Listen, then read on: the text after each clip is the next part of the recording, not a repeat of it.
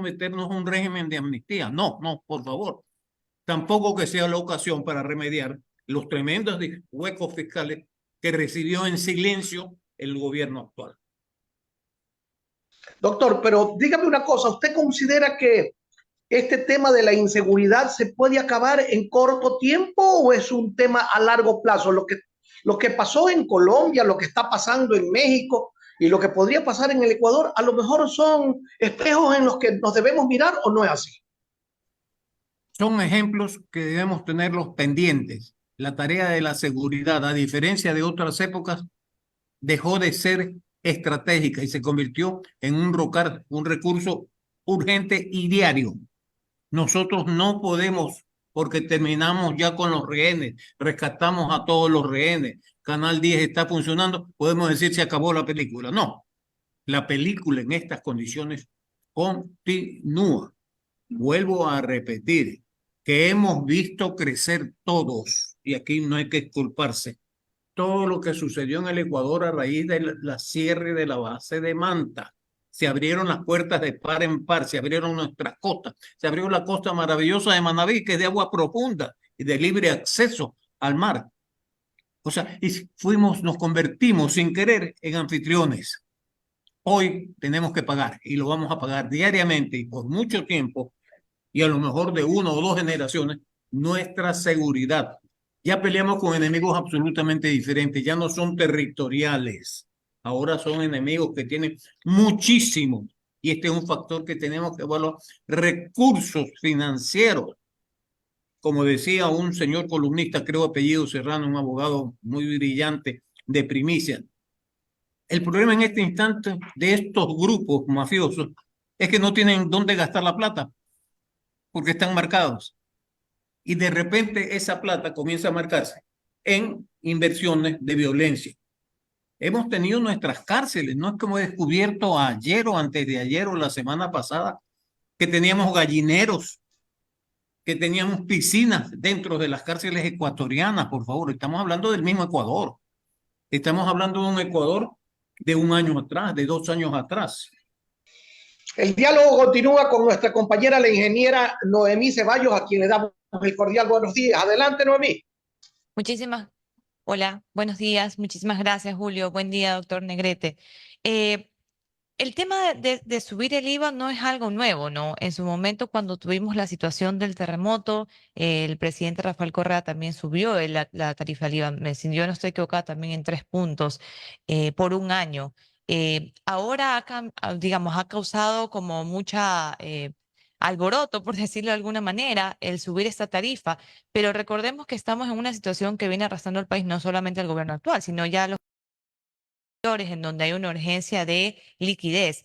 Ante eso, proponen, en lugar de subir el IVA, ubicar nuevamente contribuciones especiales como también ya ha habido en los gobiernos. ¿Cuál sería la diferencia entre, claro, entre poner una contribución a un sector focalizado a el subir la tarifa del IVA que afectaría pues a todos, a toda la sociedad, sobre todo al consumidor final, y teniendo en cuenta que nuestra tarifa del IVA sobre la región es una de las más bajas? Plenamente de acuerdo con usted. En América Latina es una de las tarifas del IVA más bajo. Y es un tema que viene recurriéndose antes de la violencia. Por eso, mi sorpresa es que mezclemos la situación de la violencia con sus víctimas, a quienes honramos y respetamos el dolor de sus familiares, no mezclemos con la situación económica fiscal. Mucha más claridad que aumentar el IVA debió el nuevo gobierno señalar en qué situaciones fiscales recibía el Estado ecuatoriano, para que de acuerdo a esa descripción, a esa evaluación, puedan sustentarse las nuevas demandas de carácter económico. No esperar que suceda todo lo que ha sucedido para decirle al Ecuador necesitamos subir 3, 4 o 5 puntos del IVA. No, no, no. Estamos mezclando situación y el término, y lo reconozco y desde ya no dejo de expresarlo aunque lo deba retirar, es como aprovecharse de las circunstancias. No nos aprovechemos. El déficit fiscal, la urgencia fiscal viene antes de la violencia. Coincidió con la violencia, pero no nos aprovechemos de la violencia. Creo que nuestras Fuerzas Armadas, Creo que nuestra Policía Nacional ha actuado dentro de los márgenes de la ley y creo que el Estado y el gobierno han respetado los límites y los márgenes del estado de excepción. Imagínese usted cuántos decretos de estado de excepción se han dictado y sin embargo, que sepamos usted y yo, no se ha restringido, pudiendo hacerlo legalmente, la libertad de expresión, ¿no? La libertad de domicilio, no. La intangibilidad del domicilio, no. La libertad del transporte, no. Han actuado las Fuerzas Armadas, ha actuado la Policía Nacional con los mecanismos adecuados una vez que ya los han puesto en funcionar. Lo que nos ha fallado, y esto sí con letras mayores, lo que nos ha fallado y es evidente, que nuestra inteligencia estratégica nacional es pésima. No tenemos la capacidad de prevención, de manera que cuando se producen los hechos, tenemos una reacción absolutamente lenta, desproporcionada y en desventaja. O sea, tenemos los medios, pero no tenemos la inteligencia. Y la inteligencia no nos las va a dar 3 puntos más del IVA. De acuerdo.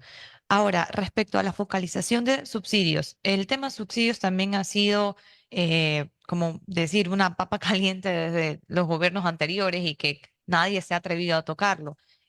¿Pudiera ser también una alternativa como para mejorar y poder darle liquidez al Estado? Yo creo que las alternativas, como usted lo plantea, son importantes y urgentes. Lo que tenemos que buscar son las medidas de negociación adecuadas para evitar que se dicten medidas urgentes, importantes y necesarias por otro lado y tengamos que enfrentar una reacción social. Esa no es solución. Mientras solucionamos la economía, desestabilizamos lo social y lo político. Esa no es la salida. Por lo tanto, en democracia estamos obligados a decir, necesitamos esto. Yo creo que fue un gran error del nuevo gobierno no decir, recibo este Estado y este Estado que lo recibe usted mal. Y yo propongo desde el primer día que hagamos 3, 4, 5, 6, 7. No esperemos hasta al canal 10 para sugerir en ese momento, entre gallos y medianoche, que subamos el IVA. Por favor, eso es falta de seriedad, aunque después me tenga que estar arrepintiendo por haber dicho esta palabra. Muchísimas gracias. Le doy paso a mi compañero Alfonso que continúa con las preguntas. Buenos días, doctor. Le saluda Alfonso Rollero. Mucho gusto saludarlo. Muchas gracias por sus respuestas hasta el momento. Yo quería darle dos interrogantes o plantearle dos interrogantes y tal vez un poco más de fondo, porque realmente lo que estamos viendo hoy es el producto probablemente de políticas mal tomadas, no idóneas para nuestro país. Probablemente también tiene mucho que ver con esa desconexión que hay entre el político y el ciudadano. Cada vez vemos en el mundo que existe una desconexión absoluta entre los deseos, aspiraciones de un ciudadano y probablemente las propuestas o planes reales de los políticos, porque sabemos que el principal enemigo de la democracia es la demagogia. Y eso parecería ser, digamos, el pan de nuestro de cada día en el ambiente o el espectro político. Pero realmente pensando en la situación que vivimos, doctor, el ecuatoriano hoy por hoy está inmovilizado, digamos, y tratando de hacer una vida normal, forzando el temor, porque básicamente eso es, ¿no? Y segundo estamos clarísimos que el Estado ecuatoriano es un Estado débil económicamente, pero también institucionalmente. Ahora la academia, digamos, la academia y la participación ciudadana que debería ser, digamos, uno de los pilares fundamentales del Ecuador, parecería que también tiene una participación insípida, por lo menos desde mi punto de vista.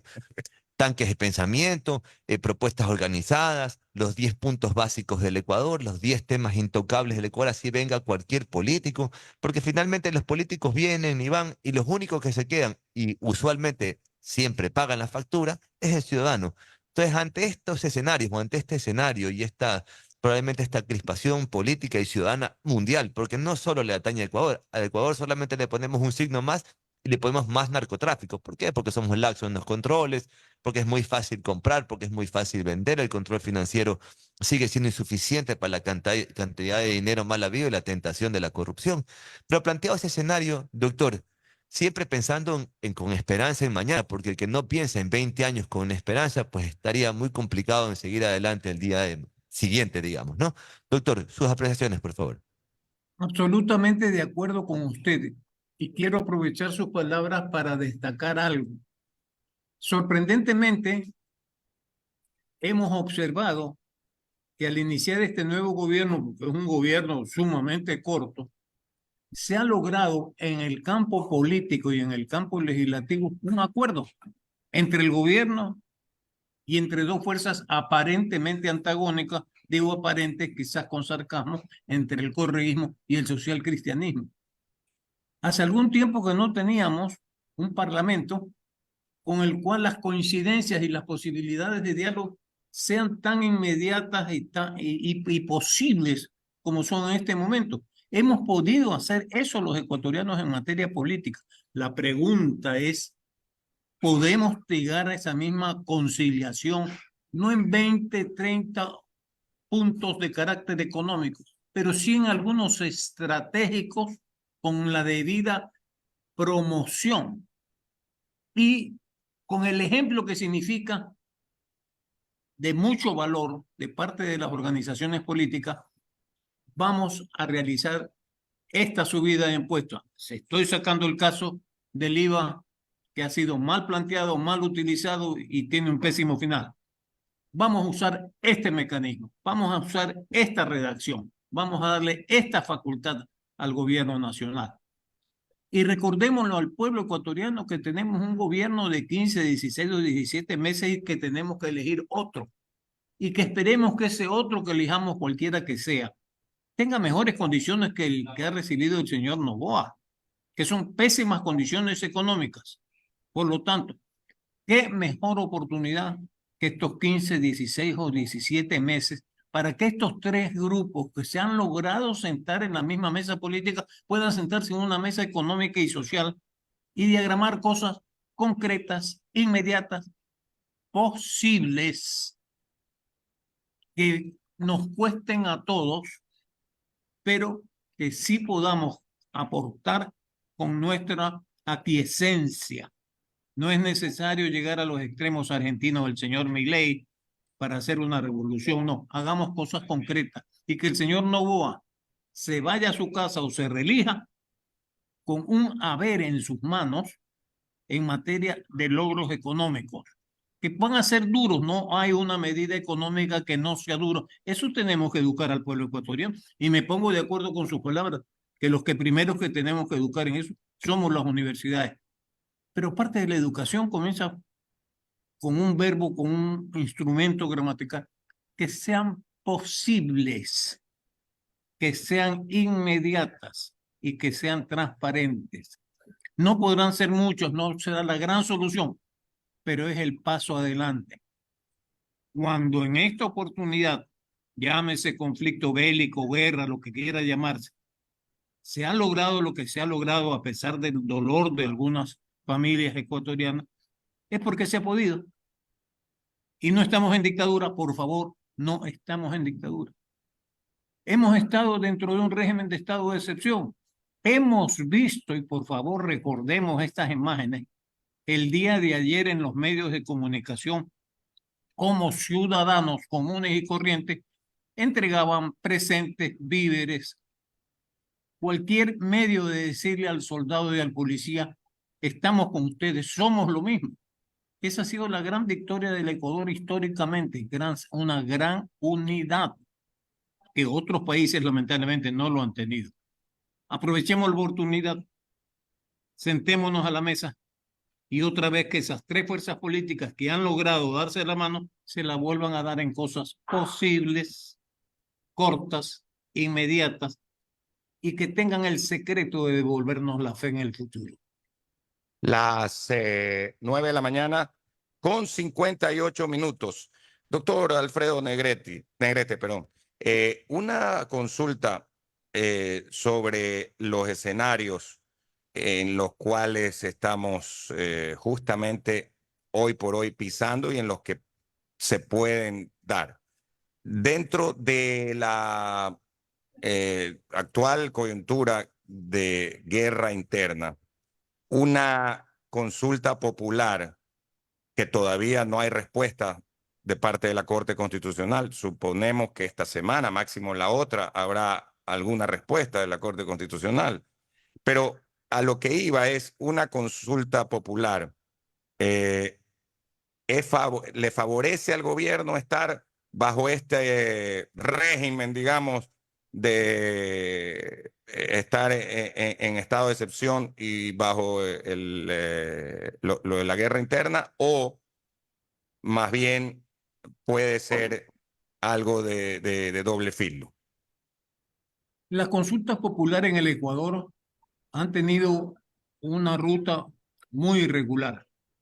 Algunas han sido trascendentes y han sido positivas, como por ejemplo, fue una consulta popular lo que nos permitió retornar a la democracia. Fue importante una consulta popular que no la estudiamos mucho, pero que estratégicamente fue importante. Aquella que legitimó la presidencia, de hecho, del doctor Fabián Alarcón, porque era un instrumento de la negociación internacional en ese momento con el Perú. O sea, ha habido resultados y ha habido también pésimos resultados cuando los gobiernos han querido aprovechar los mecanismos amplísimos y poco arreglados que tiene nuestra consulta. ¿De cuándo acá la consulta popular supone que nuestro pueblo es especializado en ciencias y derecho, que nuestro pueblo, todos somos abogados, que nuestro pueblo son juristas? Porque una cosa es lo que nos preguntan, pero no nos preguntan los anexos, y los anexos son para abogados. O sea, eso se Claro, llama, claro, los anexos son por abogados y ni siquiera es que son fáciles de acceder. bueno, y es más, mucho más grave la situación ahora, porque primero la pregunta es abierta, la Ujú. pregunta es inocente, lozana. Los anexos ya no lo son, son para abogados. Pero lo más grave y gravísimo en esta oportunidad es que ese resultado, en caso de ser positivo la propuesta gubernamental, va a seguir el mismo camino de las leyes. Va a regresar a la Asamblea. Entonces, ¿para qué consulta? Yo creo que es hora de que los instrumentos de reforma, de nueva democracia que posee nuestra Constitución deben ser bien aprovechados y no mal utilizados. Pero sería inmensamente grande que nos digan como nos dijeron en el retorno a la democracia. ¿Usted quiere la Constitución del 45 o quiere una nueva? Y yo, ciudadano, mayoritariamente dije, quiero una nueva, punto. No es que me pongan a analizar la Constitución. Allá los argumentos dentro de la campaña política es otra cosa. Pero no me hagan una pregunta simple y me pongan unos atolladeros de disposiciones jurídicas que el pueblo no las entiende porque no es su obligación ser un jurista. Eh, y tomando esa última frase, ¿no? Que no es la obligación ser un purista. Las 9 preguntas que se enviaron en la segunda tanda parecen bastante mejores que las 11 primeras, ¿no le parece? A ver, ya, sí, o sea, tal como usted me lo pregunta, le voy a dar una respuesta. La primera impresión que tengo sin mayor análisis en que Ujú. entre unas en otras, entre el primer conjunto y en el segundo, hay un aterrizaje. Las primeras eran genéricas y abiertas. Estas son mucho más concretas como debieron ser inicialmente. Pero vuelvo, ¿por qué nos tienen que preguntar 9, 10, 11 o 12 temas si estamos en un gobierno establecido con parlamento, con función judicial, con ejecutivos y con administradores? La consulta, que es un recurso de democracia participativa, debe ser excepcional, concreto, que identifique una voluntad popular para una dirección. ¿Queremos esta constitución? Nos preguntó la dictadura. Dijimos, queremos una nueva. Queremos que, aunque no nos haya gustado la forma de la elección del señor Alarcón, sea el presidente constitucional de la República, sí queremos, porque sabíamos que estábamos diciendo otra cosa. Queremos la paz. No queremos la guerra con el Perú. Vamos a ir con el licenciado Julio Ayala, pero solo aquí dejo esta reflexión, Julio, también, ¿no? Si ya nos han consultado sobre algunos temas recientemente, incluso, por ejemplo, en el caso del Consejo de Participación Ciudadana, También nos consultaron hace algún tiempo sobre los casinos y se vuelve a consultar. ¿Por qué no nos vuelven a consultar de una vez sobre el Yasuní, pues? Sí, o sea, Claro. y pregunta, ¿cuánto tiempo se deberá demorar el desmontaje del Yasuní, por ejemplo? Porque es algo importante. Hasta ahora no se ha hecho nada y la realidad es que si ya, como bien dice usted, eso deberían ser decisiones del Ejecutivo, ok, pregúntenle a la ciudadanía sobre estos temas que están en el aire, ¿no? Así que, don Julio Ayala, me parece que ahorita no está conectado. Julito, y nos dijo, cierto, que a las 10 de la mañana tenía él que salir a unos exámenes. Así que seguimos con las preguntas de la ingeniera Noemí Ceballos para el doctor Alfredo Negrete Talenti, que es un talento. Muchísimas gracias, Andrés. Doctor, en la línea de, de la consulta popular, a ver, yo coincido con usted en el sentido de que hay cosas que estamos en un estado, se entiende, de derecho, en donde hay función judicial, el legislativo y que son poderes independientes. Y que desde mi punto de vista, y nuevamente coincido, debe de preguntarse algo que definitivamente valga la pena, no solamente porque se entiende que hay ya normas, reglas de si se quieren hacer cambios, sino porque es movilizar a las personas y además hay un costo, el costo de que no estamos, digamos, en una situación como para preguntar cualquier cosa y que no lo justifique. Más allá de eso, el periodo que lleva luego implementar, o sea, estamos en un gobierno de un año y medio, entonces, ¿hasta qué punto se justifica una consulta popular y en realidad si los cambios son trascendentales como para que valga o lo merezca el hacer todo esto? Y ahora se suman 9 preguntas más, estamos hablando ya de alrededor de 20 preguntas, que ya de por sí son complejas de entender y no sé pues hasta qué punto la sociedad termine de entender lo que significa el ir por una consulta popular o solamente es por cumplir lo que el presidente dijo en campaña y decir, bueno, aquí está mi consulta que prometí. Su pregunta me lleva a una conclusión de la cual quisiera después rectificarme. Inicialmente, como se presenta la consulta, como se exponen los temas, como se exponen sus anexos, y para 15 meses, me da la impresión, y ojalá me equivoque, que la consulta es un pretexto de estabilidad política, que no lo entiendo tampoco porque la estabilidad política de una u otra manera ya lo habían alcanzado en el Parlamento con el pacto tripartito.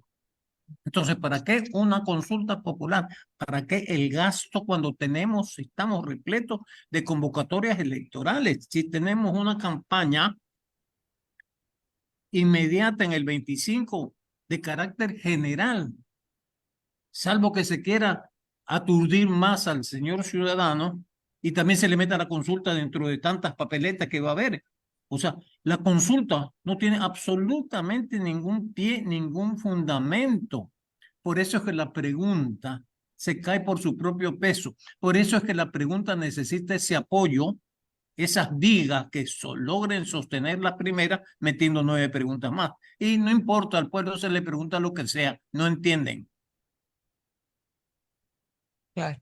Entonces, la pregunta debe ser, ¿en realidad es una necesidad de ir por la consulta? No, de ver, yo entiendo que no. No creo que sea una necesidad. Creo que más bien es por cumplir algo que se dijo en campaña, desde mi punto de vista. Sí, yo no le veo una razón de carácter político. Yo más bien aplaudo la coyuntura política del Ecuador, independientemente del tema principal de esta entrevista, que en el Parlamento ecuatoriano hayan podido establecerse un equilibrio de fuerzas diferentes y hasta contrapuestas. Eso es un éxito de la democracia ecuatoriana. Sigamos esa ruta y ojalá el gobierno del año 2025 nazca de un acuerdo, como ha sucedido, como sucedió en España, como sucedió en Chile. Lo de Chile es impresionante. Después de semejante dictadura, la de Pinochet, el pueblo ecuatoriano, el pueblo chileno decidió no al señor Pinochet y tuvo 2 gobiernos demócratas cristianos y 2 gobiernos socialistas de primer nivel en la historia continental, no chilena, continental. Por favor, sí se puede hacer las cosas en democracia. Y en el Ecuador estamos demostrando que sí podemos. Podemos en el momento que hay un pacto tripartito. Podemos en el momento en que los ciudadanos le entregaban unos víveres a los soldados y a la policía. Somos uno solo. Hay posibilidad. Las 10 de la mañana con 9 minutos. Yo quería agradecerle, doctor Alfredo Negrete, por estar con nosotros y pues le hemos enviado saludos a propósito. Aquí estuvo el doctor Andrés Madero hace unos 2 semanas, el exministro de Trabajo y que es el decano de la Facultad de Derecho de la Ecotec. Así que le dijimos, mándele saludos al doctor Alfredo Negrete. También lo tuvimos, pero por vía Zoom, al abogado Mario Cubi, que fue ex viceministro de Gobernabilidad. Así es que igual preguntamos por usted. Tienen un equipo muy bueno. Así que muy buenos días, Alfredo. Y estamos en contacto. Gracias y gracias a nombre del equipo. Muy bien. ¿Qué les parece si hacemos una pausa comercial?